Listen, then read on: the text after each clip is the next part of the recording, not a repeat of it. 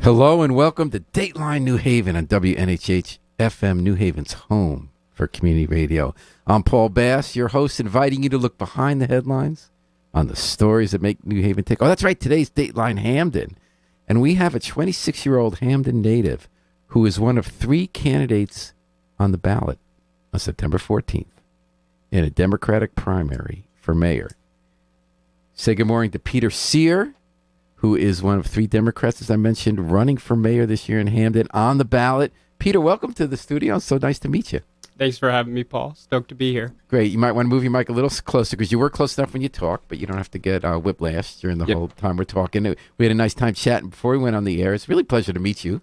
And obviously everyone's noticing that this really young guy is running for mayor for the biggest office in Hamden. So how's it going so far? You had a candidate forum last night. I guess you're not going to have debates, but you had a forum. What's it been like? Been up there with people who've been in the political scene longer? Well, you've been in politics, but, elected office. And what was it like being the young guy up there?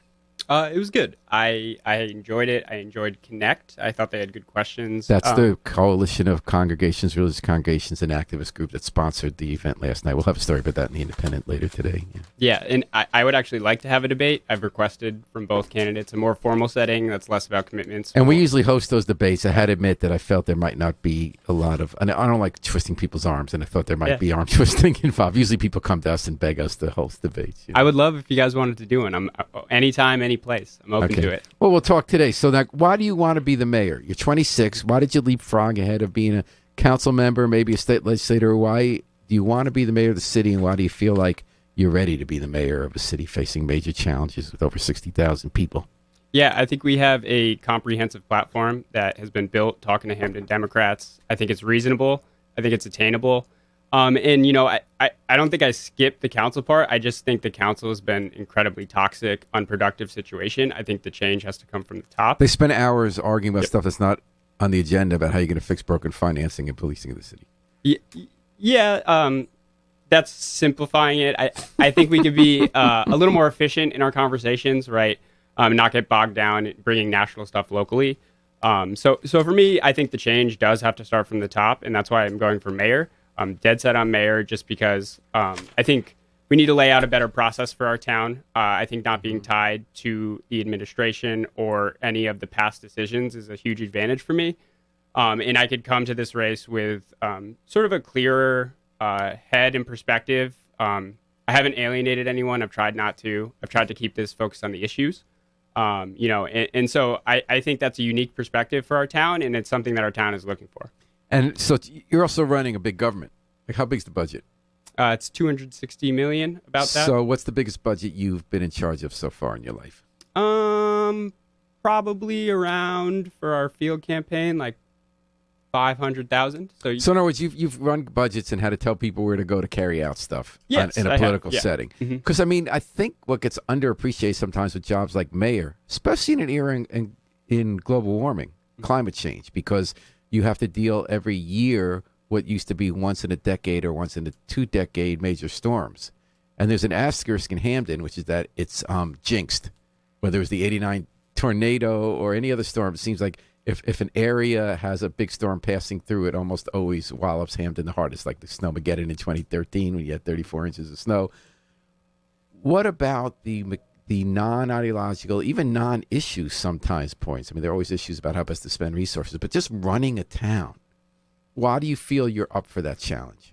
I love Hamden. I grew up here. I think Hamden's a great place. And I want to get back to a positive narrative for our town. I know what people value in our town. I know that our town is incredibly diverse. I know that we value that diversity. And I think we've just gotten away from the things that make us care about our town. We need to get back to those things that bring us together. And I think a lot of it has been tied to national politics too, whether it be Trump or what have you. And it's been divisive. I look a lot of it as social media too. We lean a lot into social media in Hamden, and I think that doesn't always portray the images that we want to.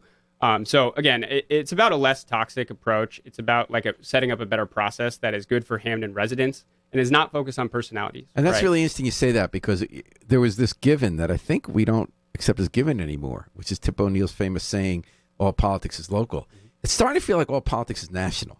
Like, I don't know if you follow the mayor of Sacramento, California, who was it Sacramento or a different city? No, not Sacramento, California. Stockton. This rising star, Michael Tubbs, he was great. And then this like group of Trump QAnon people started a fake news site that made up things he never did that were supposed to be horrible because he was a young black man. And everyone believed it in town and voted him out, and it had nothing to do with all these big changes happening in Stockton. And here, as you mentioned, in Hamden, you know, and I think this is a good thing that the Bernie Sanders campaign in 2016 activated a lot of people to be involved locally. They say, if we care about these think globally issues, we want to act locally. But do you think there's a danger sometimes when that very good incentive to care about your world, beginning in your hometown based on a set of larger values, can sometimes lead people to try to cut and paste national positions or ideas of good guys and bad guys, friends and foes, onto issues that might not quite fit? Like, I'm thinking on New Haven, we had an incredible organizing done to get rid of a skate park for black kids in a park, where a lefty Black Lives Matter organizer united with the few white people left who didn't want black kids skating a park and called it an anti-gentrification issue. Right. Is that what you're seeing happen in Hamden? Yeah. And you know, I look at issues, local issues, and I don't think they really apply nationally. Like housing, like, you know, it's a very local issue and it knows no party. So I think it's about talking to people in the neighborhoods and getting a feel of what the neighborhoods are like and what they feel about an issue, and then trying to find common ground and uniting all of Hamden, right? Okay, so there's no question everyone would agree with local issues don't always fit into national, but people would say there are national forces that are very important. Yeah. So are local forces. So for instance, when jobs left our region, those were because of high highways were built and electricity was done and incentives given to company and union busting.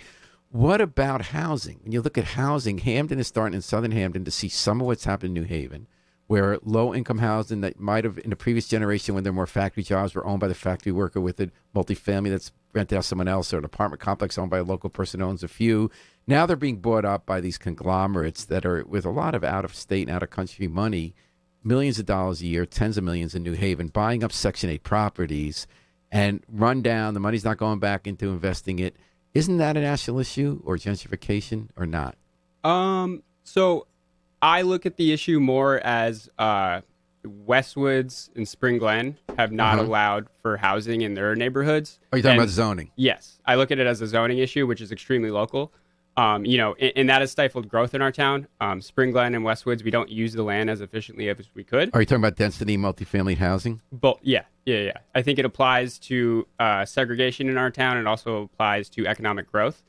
We've stifled our growth by by having exclusionary zoning. And if you look at so specifically in Spring Glen, the 2009 commercial overlay is the restrictive zoning barrier in that town, and that pretty much prevents you from putting a multi-use property in a place. Sorry, what year was that? 2009. Okay.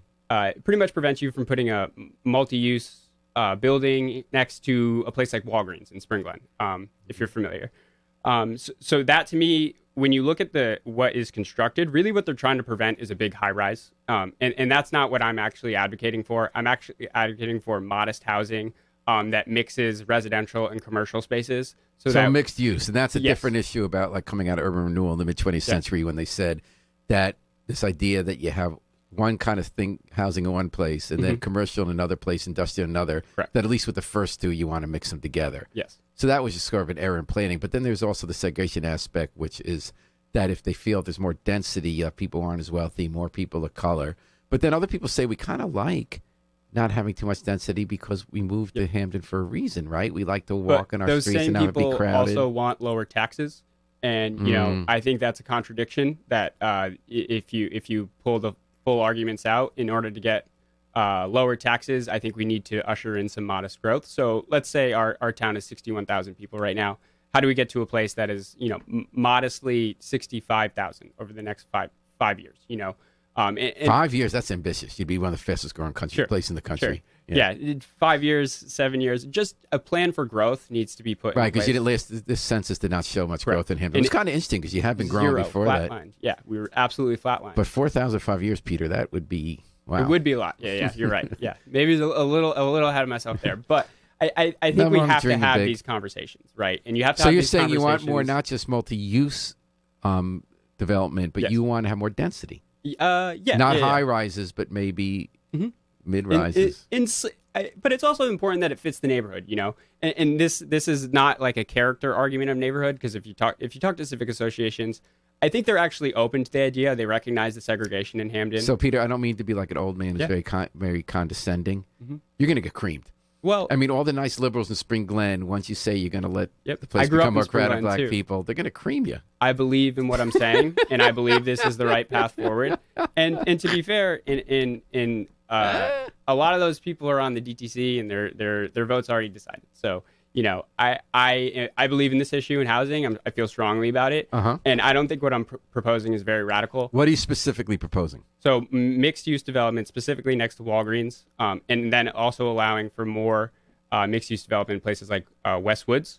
There's a drainage issue in Westwood, so you need to get proper sewer piping in there, and that has been the holdup in that area. And you can't really bond in Hamden because of all your debt, but can you get American Rescue Act money for that? So there is money you can borrow, but I would be more interested in putting this out to bid and having developers come in and as part of a development project, have developers pay it. Yep. As part of it. But is it town-owned land? Can you really put it out to bid?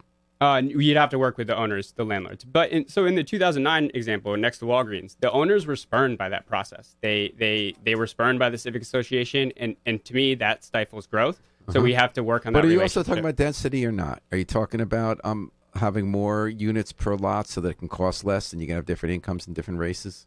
It depends on the area, I think. Like, there are places we can upzone and do better, right? But you're not really talking about having more people living in Spring Glen, just having more commercial uses. Yeah. And if you look at Spring Glen, I always use... So you're not really dealing with the historic, when people are talking about the redlining or the fact that it's so white. You're not dealing with that. No, I think I am, because you have to increase the supply. And if you increase the supply, you'll have lower... But are you talking about increasing the supply of housing? Yes. So I only heard mixed use. Yes. But does that include allowing more housing? Yes. So how would you do that? So again, working with planning and zoning, working with developers to find the right type of development for our town, I think is important. But are you talking about changing zoning to allow more units per acre, or It depends on the area. It really does. I think it is important to fit the character of a neighborhood, and we need to have more robust conversations. But you are for more density? Yes, I am absolutely for more density. Peter Sears for more density. He's running for mayor of Hamden. Yep. He's one of 3 candidates on the September 14th ballot. He earned the spot. He went out there and got petitions more than anybody else. Got more signatures, which was very impressive, including incumbent mayor, someone who's run before, and someone on the council did not get the signatures. It's not easy. Everybody thinks it's easy. It's not easy. They made the process hard this year, too. They've always made the process hard. Well, they put the convention on the last date. So right, so you have fewer days to get it, and that's just, it's always been like oligopoly, like, you know. The way it's always worked. I mean, register our voters by law has to be a Democrat and a Republican, even if only one vote goes to Republican, right? Melissa Godservant says, bullseye. Thanks for listening, Melissa. So, Peter, we've talked about zoning. You say all politics should go back to being local, even if they're informed by a larger perspective. But you do have a large perspective. You've been involved in politics, right? You've been in Hillary Clinton's 2016 presidential campaign. You were a field organizer in Pennsylvania. You worked in the Boston State House. You worked for Chris Murphy. So would you define yourself as a progressive? I don't think the labels are useful locally. Nationally, I always tell who I voted for. So 2016 voted for Hillary Clinton. 2020, I think in the primary, I was a big Yang guy, but he wasn't on the ballot in Connecticut. So I think I ended up voting for Bernie Sanders. But I have identified with what Joe Biden has done. I think who's you going the general, Jill Stein? Oh, wait, she wasn't on the ballot. No, I voted for Biden. Okay, I'm just teasing you. But I liked Yang. I thought he had a lot of good ideas. He was smart. I'm a capitalist. I believe in capitalism, but I do think that we need a strong social safety net at the bottom to help the people that kind of get crushed by capitalism. And if we're not cognizant of that, we're going to leave a lot of people behind. And that's what's been happening in America. Wealth goes to the top, and it's not being distributed back down. So I do believe in capitalism. I think it's the most productive way to run a government. It finds the best efficiencies and has the best motivations, but there are negative externalities of that, right? Okay. Daniel Hunt writes, he's a smart guy. I met him recently. He has a lot of great ideas that could move the town forward in a positive direction. Thank you, Daniel. Thanks, Daniel. So, Peter, as you said, you'd like to that what's more of a national issue than income inequality? What's more of a national issue than capitalism versus democratic socialism? So when you're talking about the safety net, you're talking about inequality. How does that translate to local issues in Hamden? Yeah, so I look at tax equity, and I place this in we are the richest state in the nation, and we pay a 52 mill rate here in Hamden. We're in New Haven now, but a diverse working class community like Hamden pays a 52 mill rate. For nothing, yes, there is some mismanagement, but for nothing more than paying our pensions and doing what we're supposed to be doing. And then if you look at Greenwich, their mill rate is 11. So I look at this in the context of Connecticut. In our town, we are the working class backbone of this state, and we get crushed by our taxes. We have an unfair tax system here in our town, and we need to put pressure on the state to rectify that situation. I don't think we're going to tax and cut our way out of our budget deficit. It's $1 billion. I think we have to be realistic about that. Wait, $1 billion of liabilities, right? Yeah. So we have to be realistic about that. We have to be realistic about the incoming fixed costs that are rising, right? And we're going to need state help to help rectify that situation, or else, we're going to hit a cliff where taxes will go up because we have to hit a $30 million debt payment. And this year we only paid about $22 million on that. So that's an $8 million gap that the current administration's plan is to increase it incrementally year by year to get to that. That means tax increases, right? That is because you don't see easy things to cut, right? But you're saying get the state to give you the $8 million. So Peter, that is the long-term goal. Yeah. I think you have to deal with the reality of the situation, though. So I look at departments. A lot of them are administrative top heavy. Through years of patronage, not. What would be examples of that? Because people always talk about that. What would be a top-heavy department? So the Board of Education, specifically. People always talk about that. So what are specific jobs there that shouldn't be there? I don't want to call out specific But you got jobs. it because I've covered elections for 40 years. I've always heard in every town, Board of Education's top-heavy, get rid of the fat. Yeah. I've never heard a single job named. I just think my general philosophy is we need to get money to the classrooms.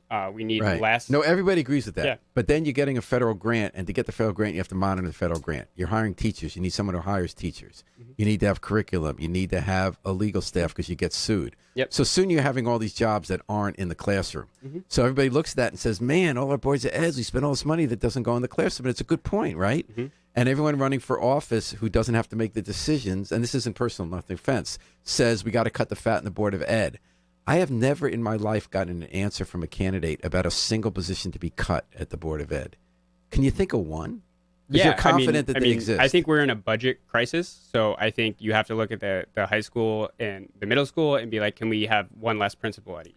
And you have to go. So there's more than one principal or assistant principal? Assistants. Yeah, right. That's true. The one thing, you're right. The one exception always gets assistant principal. Mm-hmm. So maybe you could save $120,000. Although they're for a reason for it too, right? Like if there's a lot of violence. But to be fair, our Board of Education budget goes up every year, but enrollment in Hamden High School has been going down. So we're not actually.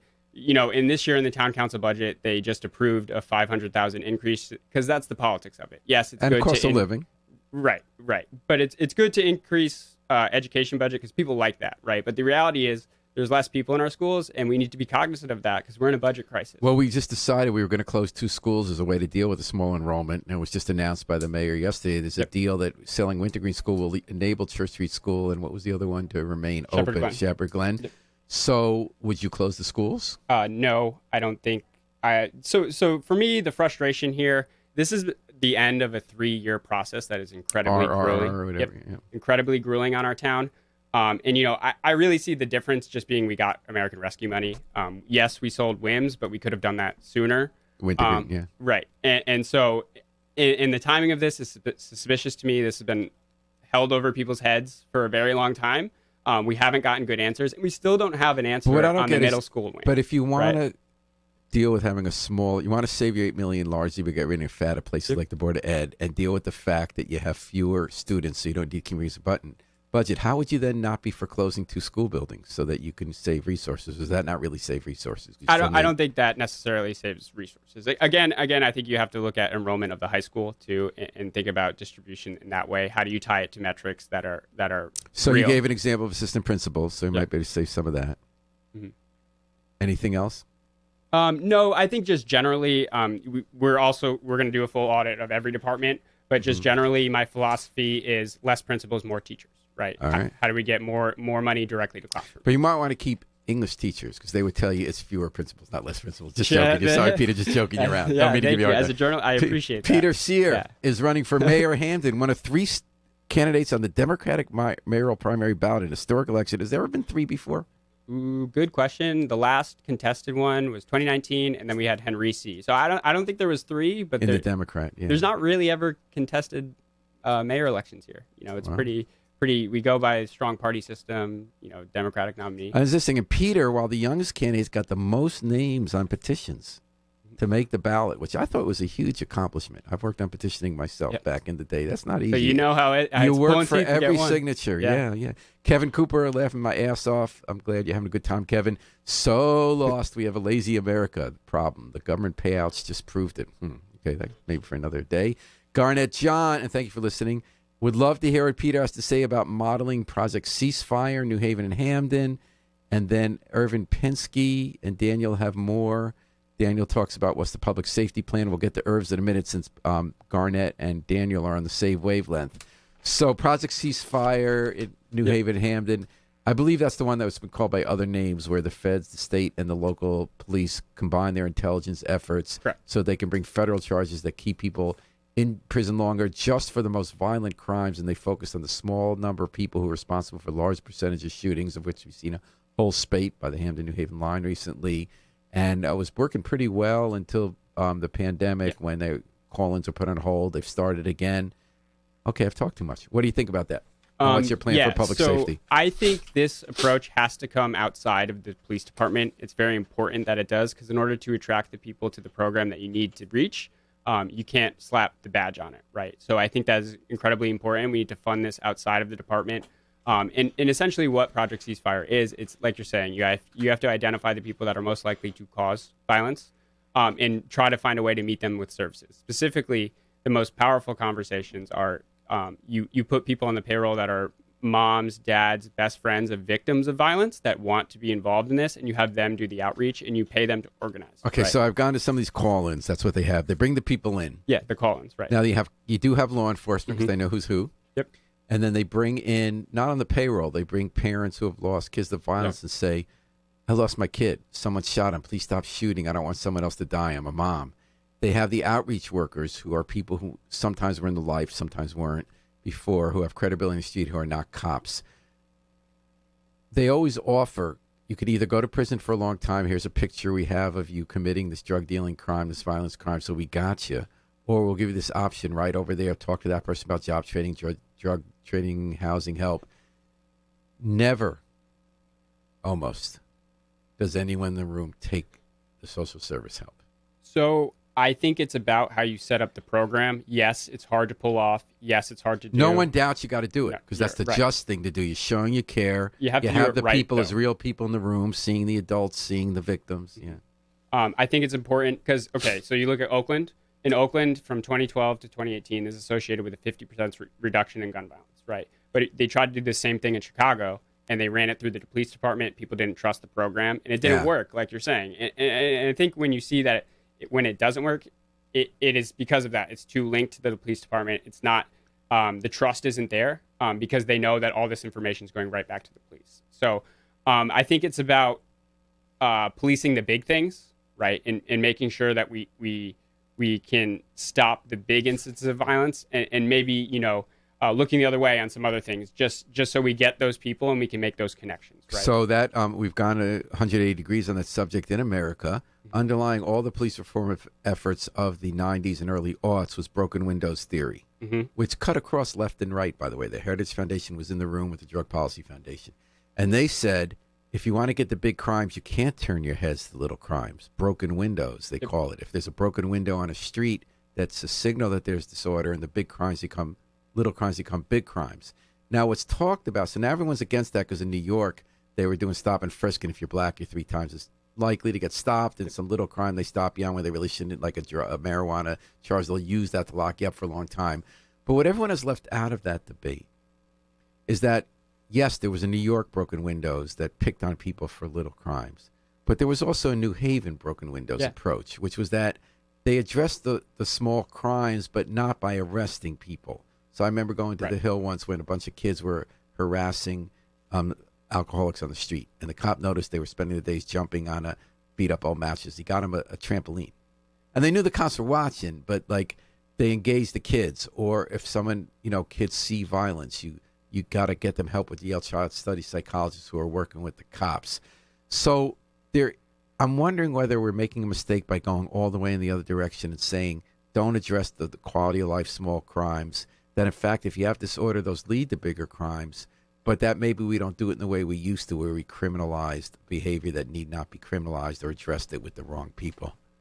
I think it's about building trust, and you need to be able to have real, candid conversations with people about why these shootings are happening. What a lot of them are linked to retaliation, right?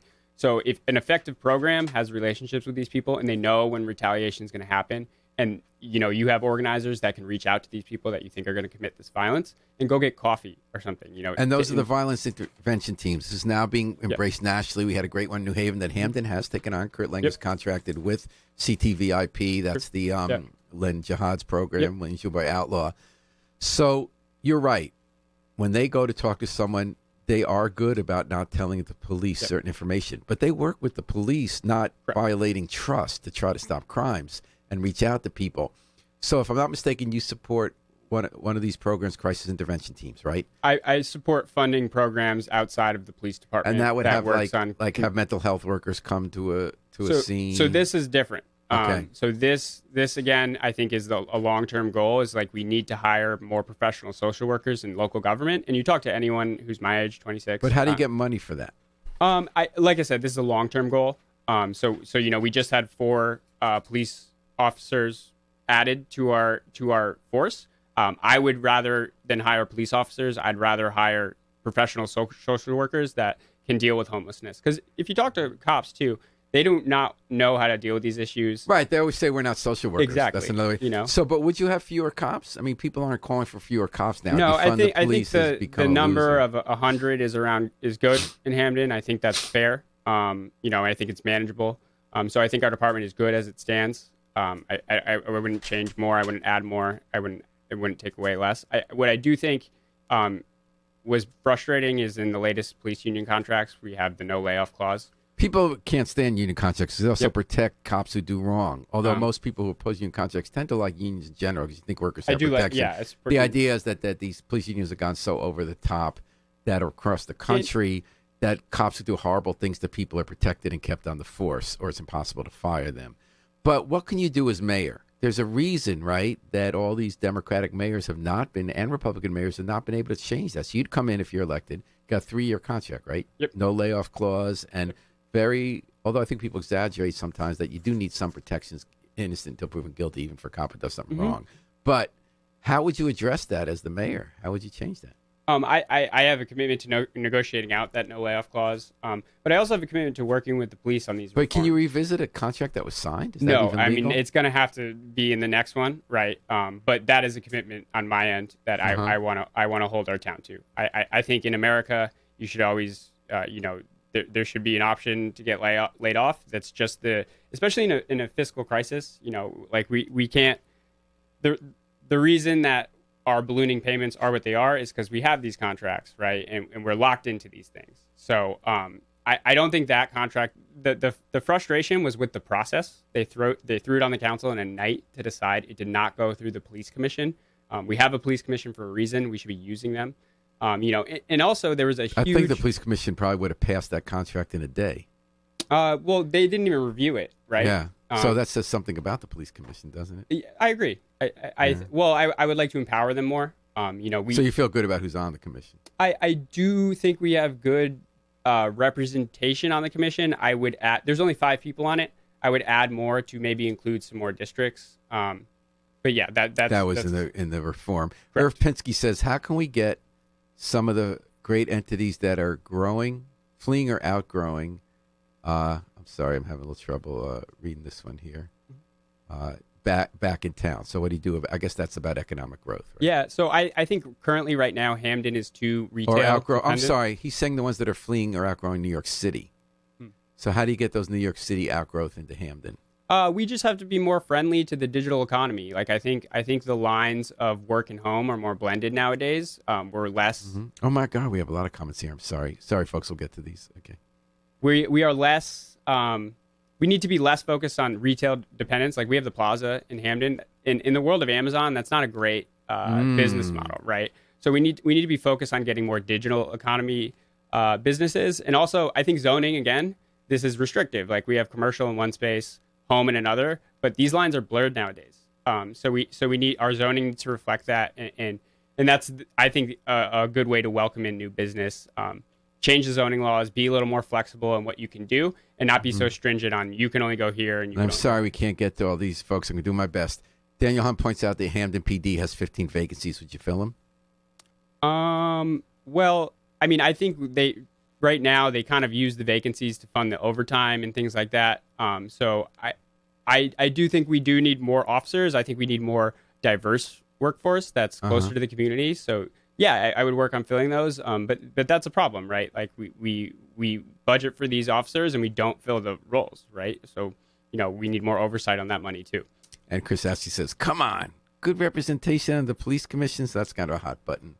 It is, but I mean, I think there's personalities involved in that and history involved in that. But when you look at the commission, there's district representation there. I would be in favor of adding more seats, which was in the charter revision. I don't think we've got a good. And you support the charter revision? I do support the charter. I signed the document. I do support it. I supported the district representation. I supported the addition of the COO, and I've testified to the council about those things too.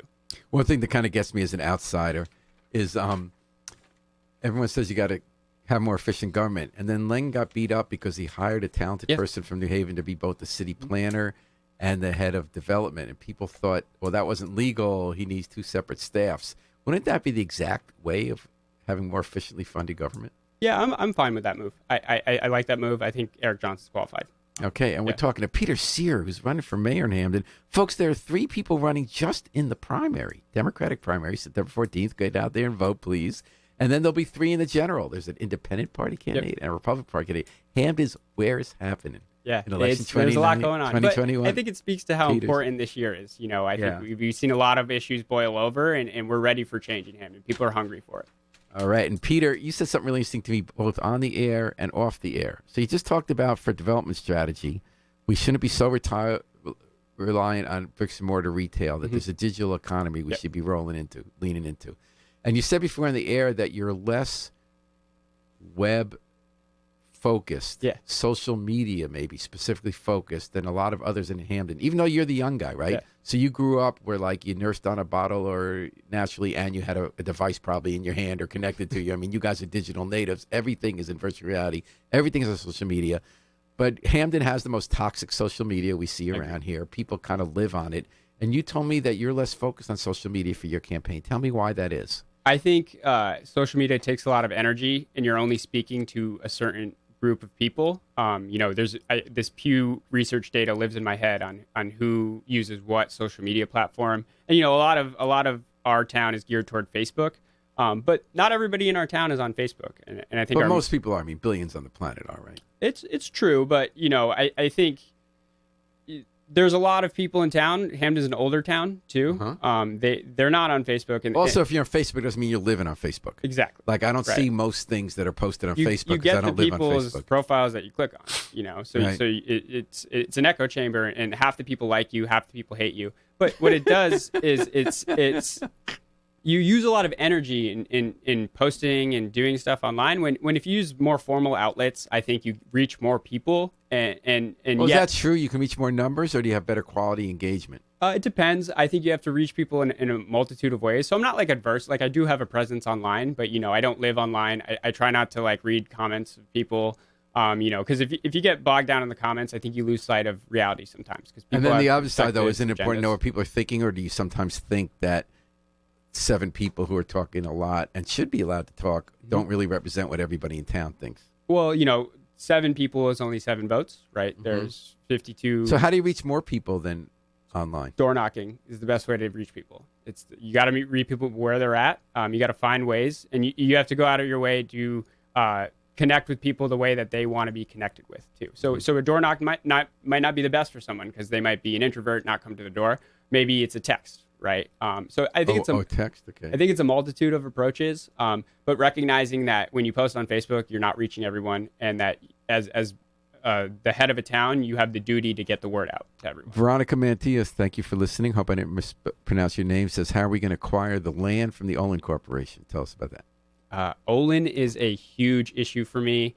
We have in Northern Hamden, we have Sleeping Giant, we have Brooksvale, but in Southern Hamden, we don't really have that. Are we talking here about off Putnam Ave? So it's like and Dixwell? It's off Putnam, under Treadwell Street, right. So it's a huge 100-acre forest. This is one of the main things I talk to people on the doors about. You'd be so surprised how many people don't know that there's a 100-acre forest there.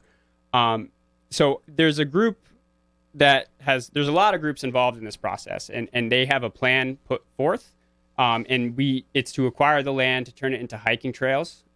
There's some contamination in some What's sites. it being used now for? Nothing. Closed off to everybody. Just closed off public access. Olin Corporation owns it. They haven't let anyone in for 80 years. Because why won't they get rid of it? Why do they want it? So there's one site that has old battery waste in it. It's pretty concentrated though, and so that site we cannot use that part of the site. But there are sites that have been deemed safe for recreational hiking. Where would you find the money, or would you ask them to donate? It's really not that much money, and the ownership group probably would run through the Regional Water Authority. So this is about making it an issue and finding out the best way to move forward. Make it happen. Yeah, and finding out the best way to move forward with Olin, right? I think some of the hang up from a lot of the people that have been involved is that they want Olin to remediate the site.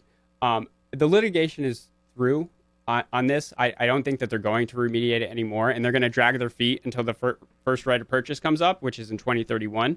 And they have no incentive to do this, right? So I'm interested in moving forward without Olin. I don't think we're going to get more from them. I think it's slowing down the process, and I want to get this open. This is something that we can do. It's something that would add a How would you get remediation? Is there federal money for that? American Rescue Plan? I think we have to work. The answer to everything. American Rescue Plan. I think no. It's actually. I think this is important. Olin. The reason. So at the state level, there's been a lot of brownfield money going out. But the reason that it did not come to Hamden is because Olin owns the property. They think that Olin is going to do more work on it. I just think that's a dead end for us. That's 10 more years of waiting. I don't think we could wait because I think we want to add the value. So would Olin give it free if they don't have to clean up? It's like $10,000. Oh, okay. It's like $100 an acre. It's okay. really not that much Chris money. Ashley says, how about a civilian review board? I would like to empower the police commission to have more powers closer to a civilian review board. Now, is it true you said they don't have subpoena power? I thought all police commissions do. Yeah, they do not have. They have the power to review cases of police misconduct, but they're not the final authority. But I meant subpoena power. No, because my issue in New Haven is the police commission has always had subpoena power. Yeah, I would like them to review things like the police commission, the union contract, and I also would be open to have them reviewing misconduct and by a 2/3 vote, removing an officer on a misconduct. But do you think review. that chairman would ever be up for disciplining a cop? I think we have to have honest conversations about it. Okay. I really do. And if they're in the interest of the department and public relations, I think it's important to remove the bad apples. And for the most part, Hamden PD does a good job. They do good outreach, and I support the police. I want to make that clear because this is not an attack on the police. This is just a commitment to a better process that civilians can have a place to sort of an outlet, right? We don't have that. We need that tool in our town. And it's true in New Haven, we've gone through several iterations of civilian review because instead of just making the police commission work right, because in the 1970s, 1977, the police commission in New Haven was the one that used subpoena power and unveiled the largest in the nation per capita illegal wiretapping operation run by a police department. Mm-hmm. And they got people fired. There was a civil case. And the police commission was able to do it because they had the tools, including subpoena power. And I always wonder why people don't talk about strengthening police commissions and getting the right people on them, as opposed to duplicating it when it's hard to get them to meetings and they don't have as much power. This is kind of interesting issue. Daniel says, what's your plan for the Youth Service Bureau? They have a staff of 2. Plus, what initiatives does he have in store to engage with the youth? Yeah, I think youth services are incredibly important. If you go talk to people in Southern Hamden, they think part of the reason the rise in crime is there's nothing for the youth to do. So I'm supportive of both funding nonprofits like The Village, giving them line items, because I think of that as a How did that turn political? Why is that political? The Village. That's the youth agency. We want these kids have. It's a really long story. I think they're doing great work at the Village, and I think that is a program we should support. And whether it's at Monkey Joe's or a different location, I'm open to finding them a place to operate that's better than the building that they have right now. All right. Peter Sear, 26 years old, running for mayor of Hamden. It's so much fun getting to know you. You really know a lot about politics, a lot about the issues. Let's talk about how you got there. You grew up in Hamden. You grew up in what neighborhood? So I was on Brook Street until first grade, and then I moved to Spring Glen. My parents' house is the one right next to Best Video. Mm-hmm. So right across the street. Oh, so did you run over and get moves at the time? You didn't have to ever get late. And do you go hear the music there? Yeah, definitely. The music came a little later. I know. Yeah, but I lived in the political documentary section of Best Video. They have every political documentary from ever. I love it. I'm a political junkie, so I love that stuff. That's fun. So you grew up in Spring Glen. You went to public schools? Yes, I went to Helen Street till first grade, Spring Glen, Hamden Middle. I was the first class in the new Hamden Middle School, actually. Mm-hmm. And then you've seen a lot of changes there, and all. Yeah. I was actually the product of a lot of incredible changes in Hamden. I was in the new Spring Glen School, the new Hamden Middle School, and then I went to Hamden High as well. And at Hamden High, I was offered a great selection of AP courses. I think I went to college with like 16 credits. So I believe in Hamden Public Schools. My kids kind of did that too. We saved a lot of money. Exactly. It's a full semester. Melissa Grant Servant says Hearts for the Village. Okay. Yes. So tell me what you learned from that experience of being I know Spring Glen, was that the open school without the walls and then nobody could hear? Yes. So we had like my third grade class was like an open classroom with all the third grade classes in it teaching separately. Right. But then they had to put the walls up, right? People couldn't hear. Well, they built a whole new school. Yeah. Yeah. So like they took down the old one. I'm not sure. I don't know. That was a long time ago. I was in first grade. I'm not sure the exact details on why they took down the old school. What did you learn from your Hamden experience? What's a lesson you took from that could help you make a good decision as mayor about education in Hamden? I think when you think of Hamden, you think of diversity. You could go and you could talk to anyone. I'm confident talking to anyone. I know how to identify with people from different backgrounds, and that's been a huge advantage. And if you come out of Hamden strong and you use the resources that are there, that's a huge advantage for you in life. And that's something that I found when I went to school in California. I found that I was way more comfortable in a lot of social situations because of that. And it's something that I think has made me a stronger person. Anything else about the way schools run that you would change based on experiences you had? My dad is a public school teacher in Waterbury. Oh, yeah? So I believe he actually just retired, but I believe in public education. And I think Hamden Public Schools does a good job with what we have. It's not as much as other towns like Fairfield, but for what we have, we make a lot of it. So you had the real life experience growing up in Hamden, going to the schools, living in the neighborhoods. Then you went to UC Berkeley. Yes. Where even for college students, you're especially in the clouds out there, right? I think that's one way of looking at it. I think it's a big school. There's 25,000 people. But you were in political science. Yes, I was in political science. Was everybody woke there? There's actually, it's not as like, so I think that narrative is from the 70s, the Flower Children, the Reagan. Even when we visited Park. there a bunch of years ago, it still seemed like the commerce was pretty, It's like the sort of, I characterize some of the homeless people there as like they choose to be homeless. They don't like conform to society and stuff. So you run into a lot of that like funky stuff, some tree people, But I love Berkeley. Berkeley's a wild place. I had some incredible professors. Tell me something you learned in political science there from a professor in a class or an experience that broaden your perspective and could be applied to your being the mayor of Hamden, Connecticut. I think what Berkeley did a good job of teaching me is my place in the world and how I got to where I was. So what it meant to grow up in Hamden and how that is different than growing up in somewhere like Greenwich or Fairfield and what that means for me. And, I feel incredibly lucky to have had the experiences that I've had. And I know that is not the same for everyone in my town. And I want to hold our town to a commitment to give those same opportunities to everybody in all parts of our town. So 2016, you were 21 years old. Yes. And you're out in Pennsylvania as a field organizer for Hillary Clinton. Yep. What did you learn from that experience? What that was like? I learned a lot. That's one of the most formative experiences of my life. If you know anything about Wilkes-Barre, I don't. It's kind of a county that Trump eroded the white working class, and it's sort of where we ceded the most ground to Trump. So we got shellacked in that. I think Trump won our district 70-30. But for me, it was I was sort of thrown in right after the convention, so sort of the tail end of the race. And it was really... One thing when Hillary was really going south, really not picking where to visit and all that kind of stuff. She didn't come to Wilkes-Barre. She didn't understand. Yeah, And Bill Clinton came to Wilkes-Barre. Was that identified as one of the spots in addition to Michigan and Wisconsin that the campaign lost? Although 70 to 30 is a pretty big margin, she wasn't going to turn that around. Yeah, I mean, I think her message just didn't resonate with the people there. But back to what I learned. Yeah, you said it was formative. I think it was. I learned how to talk to people that don't want to hear from you. You know, and that give me an example of a conversation. Yeah, I mean, just in general, like I would go door knocking, and you just have a lot more. You're with Hillary Clinton, slam the door in your face, right? Like people have like spit on her office windows. 21-year-old idealistic Peter at the door. Hi, I want to talk to you about Hillary Clinton. Yeah, slam. Right? And you know, like you said, coming from Berkeley, you have a lot of ideas that are more progressive about the world, and you go to Wilkes-Barre. The exploited working class. It turns out doesn't want you there to save them, right? And Wilkes-Barre is actually one of the most people in Pennsylvania that grow up there, they stay there, so a lot of people don't leave. So it's like they're very sheltered there too. So coming in, it's like I'm sort of the outsider too. Yeah. So how'd you learn to deal with that? It's really hard to. I think in 6 months, it's not easy. And that's something that's different in this race in Hamden. You know, I'm from Hamden, so that you just have a natural level of more trust with someone that's from your town.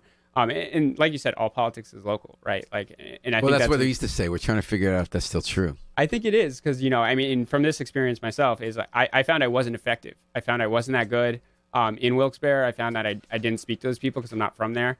And then you come to Hamden, and it resonates that I went to Hamden High. It resonates that I grew up here and I care about this place. You know, so for me, that's the difference. I think I found that I need to shift my focus closer to home if I want to make the most change because that really is the base for change. So despite working as legislative aide to State Rep John Zlotnick in Boston State House, you've otherwise been here.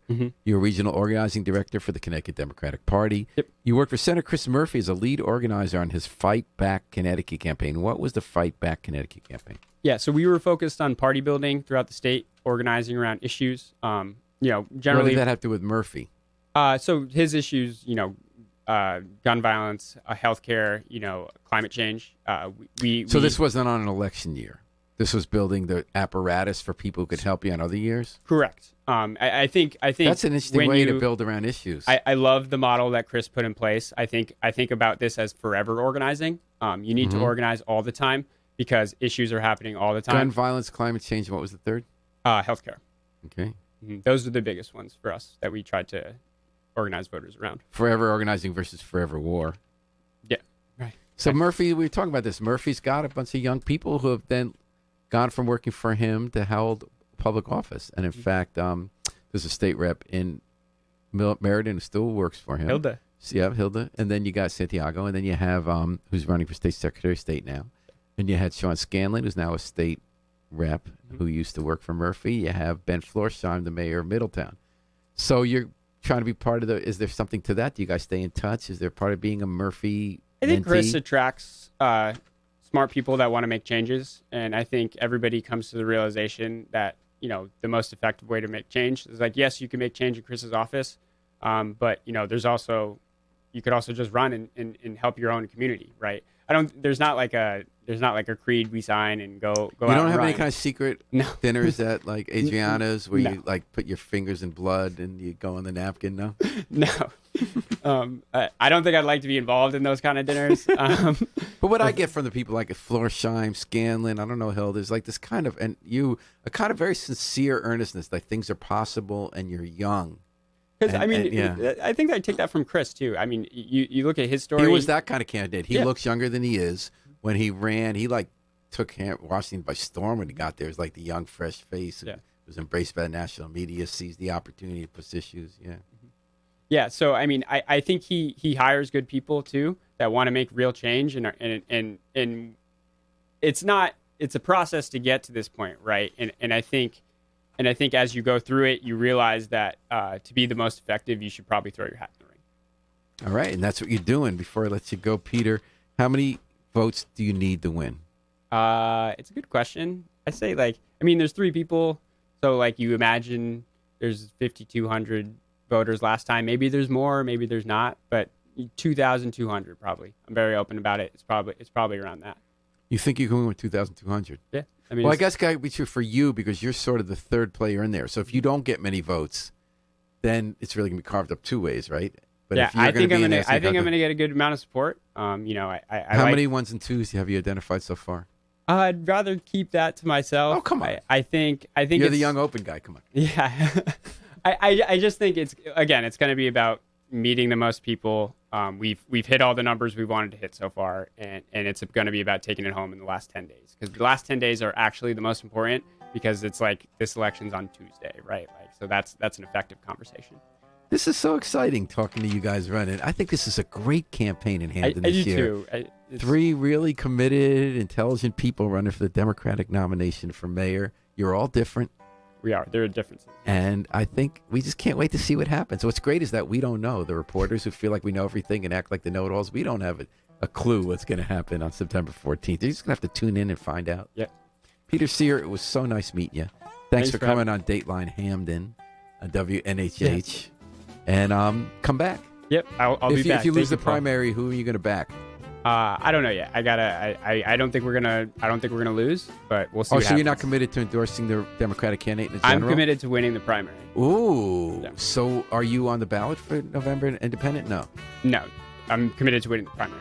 So you might back an independent or Republican?